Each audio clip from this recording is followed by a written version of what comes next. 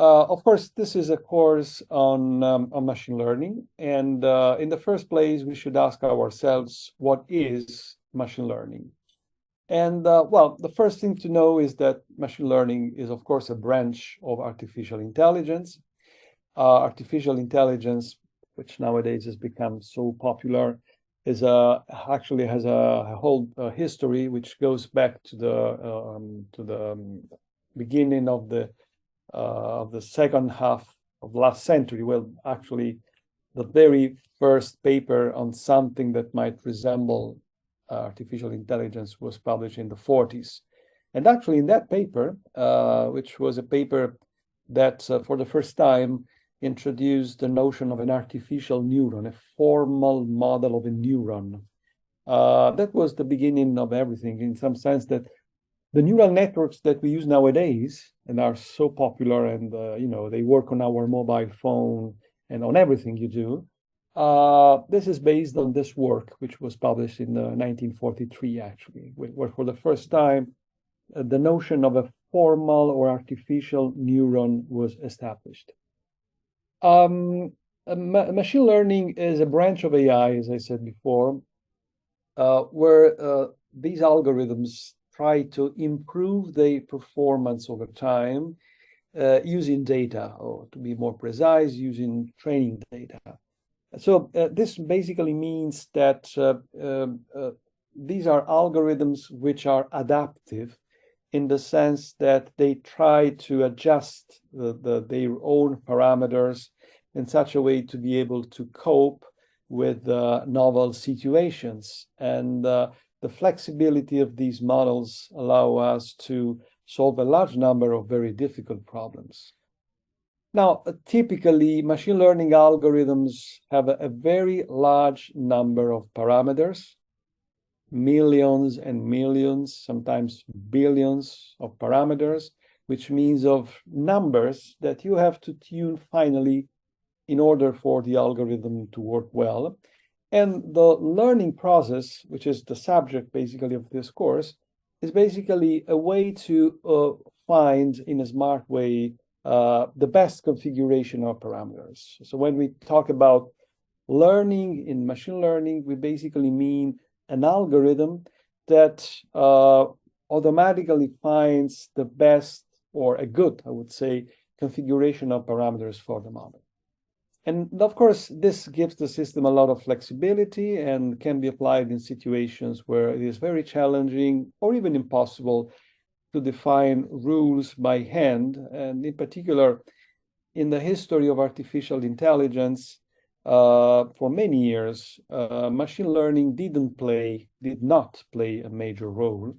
And the scene was dominated mainly by so-called rule-based or model-based algorithms. I don't know whether you have ever heard about expert systems, which were very popular, say in the 80s, for example. These models didn't have any machine learning component. They were basically rule-based system where you have maybe hundreds or thousands of rules, and each rule told the system how to behave under certain circumstances. Now, these were systems that were designed in a top-down manner. There was no attempt at using machine learning. And for many years, those algorithms were the most fundamental ones used in AI. So the fact that now machine learning is dominating the scene in AI is in some sense a novel fact. By the way, machine learning finds nowadays a number of applications in areas such as computer vision, speech recognition, recommender system, or natural language processing. I would say that every time nowadays you know that some system uses AI, in fact, it's using machine learning. Although we have to be careful about this. Sometimes we make the mistake, well, actually not we, but maybe journalists and people that are not familiar with this area, we are making the mistake of saying that artificial intelligence is the same as machine learning and it's the same as deep learning.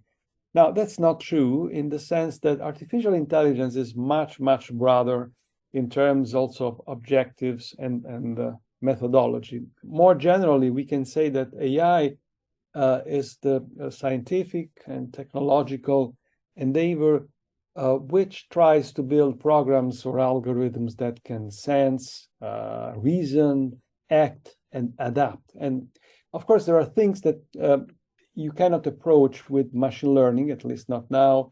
For example, logical reasoning.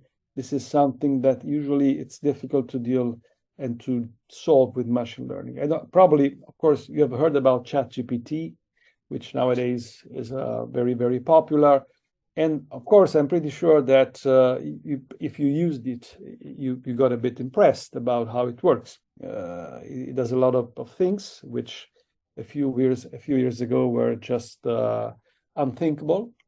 But it's also well known, and you can play with that. In terms of logical reasoning, ChatGPT is very, very poor. It's very easy to fool ChatGPT asking the system logical questions. And another thing which is very well known for those who work in the area is that these are AI systems, including, of course, ChatGPT. They lack common sense. And a few days ago, actually, together with other colleagues, we tried to challenge the system, and we asked the following question. We basically asked the system the following thing. We said, pick a number between, say, 1 and 10, and I'll try to guess it, okay? And so ChatGPT basically said, okay, sure, I will do this.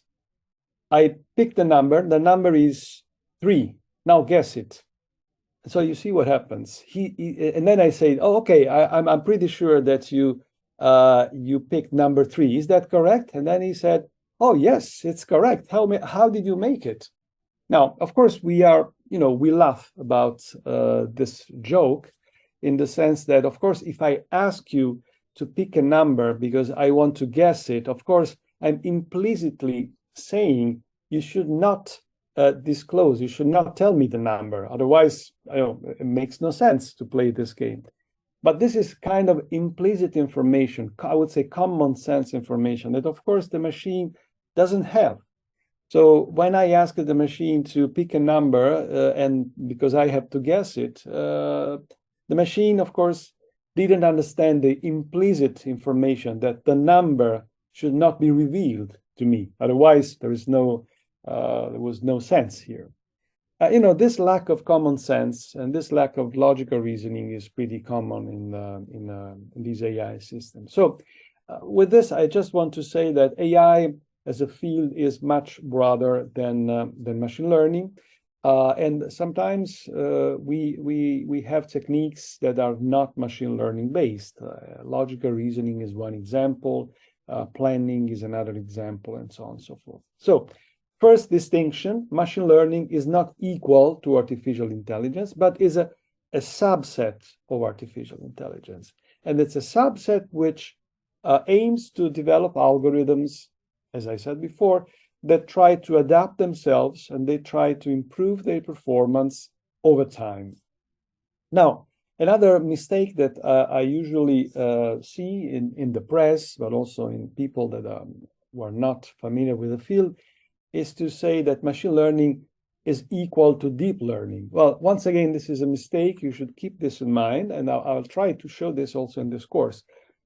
For sure, deep learning is one of the most popular machine learning methods around now, or in the past few years.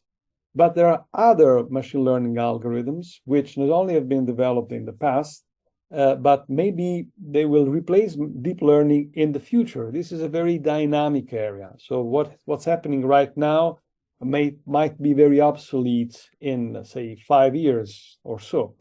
So deep learning, which basically means a set of machine learning algorithms that are based on neural networks, or to be more precise, that use neural networks that are inspired from the structure of the brain. This is a subset of machine learning. There are other machine learning algorithms that are not based on deep learning. One example, support vector machines that we're going to see in this course, or decision trees, or decision forests. and so on and so forth. In this very moment, they are less popular because deep learning is taking the sea, but they have also there are advantages that in some applications might suggest us to use them instead of deep learning. So this is the picture, and also I want to convince you that this field is quite old. And I already mentioned the fact that one of the first papers dealing with AI, although we didn't have the name at the time, the name artificial intelligence was invented in the mid-50s, was this paper which, for the first time, they tried to create a mathematical or formal model of a neuron. And that was the beginning of neural networks, basically. Now, this video, which was done in the 60s, shows the kind of neural networks that we were using at that time. Well, not me personally, because in those years I was not born, but people working in the field were doing. And you will see that here you will find the very same problems that we are going to discuss in this course. Although, of course, the methods and the algorithms that we're going to use are more sophisticated than that one. But let me start the video, and then I will comment on that. In the 1950s and 60s, scientists built a few working perceptrons, as these artificial brains were called. He's using it to explore the mysterious problem of how the brain learns. This perceptron is being trained to recognize the difference between males and females. It is something that all of us can do easily, but few of us can explain how. To get a computer to do this would involve working out many complex rules about faces and writing a computer program. But this perceptron was simply given lots and lots of examples, including some with unusual hairstyles. But when it comes to a beetle, the computer looks at facial features and hair outline and takes longer to learn what is told by Dr. Taylor. Andrew Cruikshank's wig also causes a little heart-searching. After training on lots of examples, it's given new faces it has never seen and is able to successfully distinguish male from female. It has learned. While promising, this approach to machine intelligence virtually died out.